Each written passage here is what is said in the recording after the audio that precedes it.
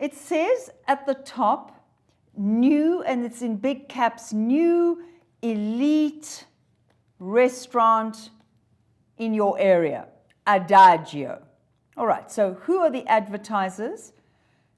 The Adagio restaurant, lovely.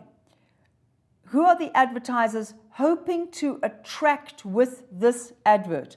Now remember, you need reasons, so we can start with elite.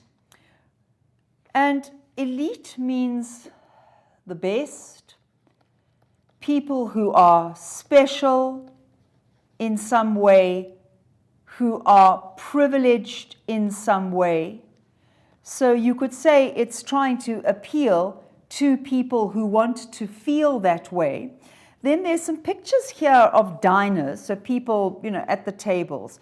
And then I know that this guy looks a bit like Father Christmas, but he's actually a chef. You know that hat that chefs wear. So he looks quite snazzy. So maybe you want to say that these are people with enough money to spend at such a restaurant. And even the way Adagio is written suggests in some way it's different, and it's got this sort of Italian, opera kind of musical feeling about it, Adagio, classical music. So possibly it's that sort of person, the person who wants to feel that they are special in going to such a restaurant, that they would be able to appreciate the food created by a genuine chef and that have the money, they can afford it. Right, then the examiner said, explain the following phrases. So it's just explain using your own words, and that doesn't mean, what did he say? It means in your own words.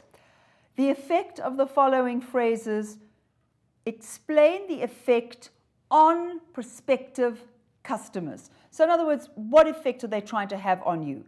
So don't be disappointed. You are told book and join. You're told to join those who know what they look for in good food. So once again, we've got the link, the elite, the people who like good food.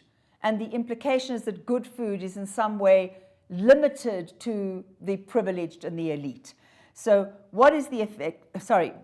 What is the effect here is that you are urged, you are encouraged to act today and make sure that you go to eat at their restaurant. Then the next one is what we've just said. Those who know what they look for in good food. How is it meant to affect us? First of all, I am meant to be included amongst the those. I'm meant to feel that I am one of the those who know. These people are confident. They are experienced. They are knowledgeable about what is good food and what to look for. That in some way they have specialized understanding of what good food is, and the implication is that it's not something made on a braai down the road. It's got to be had at this very special restaurant. So what is the effect on me? It's to flatter me, to make me feel that I'm one of these special elite people who know about good food, and therefore I want to be part of other people. So maybe also, if we use elitism, that I want, it's appealing to my prejudice, my elitism. Then we're told that they're continentally trained.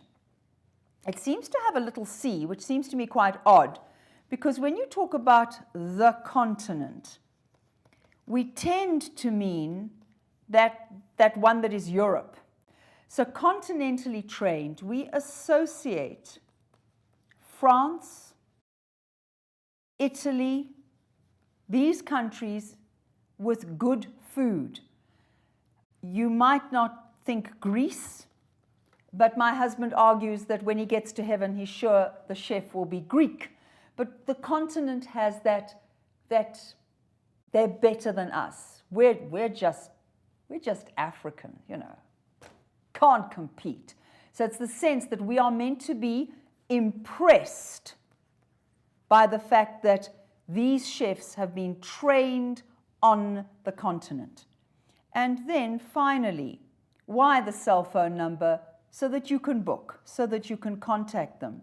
Now, what is missing from this page is any kind of critique of this kind of advert.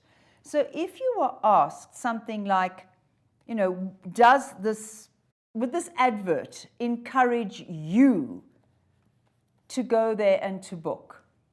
Please, when you give your opinion, don't just say, I don't like French food or Italian food or food from the continent. Say something like, well, good food obviously appeals to anybody. Good food implies the best ingredients, and it implies that that food is cooked or prepared in a way that is original and tasty and amazing, and that a person would have a really enjoyable evening. There would be something original in the way that that food was prepared, and that one would be very impressed with everything about the preparation and the taste of that food. I'm sure, though, you can hear a big but coming. But what I dislike is what I call the elitism. Okay, so that word, let's start with elite. It's appealing. I suppose it's also just having done the doll's house. It's appealing to prejudice in people, that somehow what we might call, and don't use this in an exam please, a fancy restaurant that costs a lot of money, and where you can say that the menu is possibly in French and you have hors d'oeuvres instead of starters, in some way that this is better than anything else. And that's what I would question. Is it better than Thai food, which has become very popular? Is it better than what we understand as Indian food? What about African cuisine? What worries me is that this advert appears to denigrate. Do you understand denigrate? That you are putting somebody else down in order to make you sound better. As if continentally trained, coming from the European continent, would automatically be better than a chef from Uganda, Kenya, Nigeria, Egypt, Algeria, Tunisia, Somalia. You know what I mean? So possibly it's just doing the two things together when we're so aware of unreasoning prejudice, and then we get this advert making us feel that way. We want to be better, and we must go in that direction. All right, so maybe that's just me. Again, discuss, see what you think. All right, then I've got a question that I'd like some more help with. This is from Witness. So Witness, your whole question is about essay writing. And judging just by mind map intro conclusion, I'm assuming you are talking about a creative essay in paper 3. If you didn't mean that, please could you get back to me? So you ask about how do you do the planning? How do you then, having done the planning, how do you decide on an introduction? And how do you decide on the conclusion?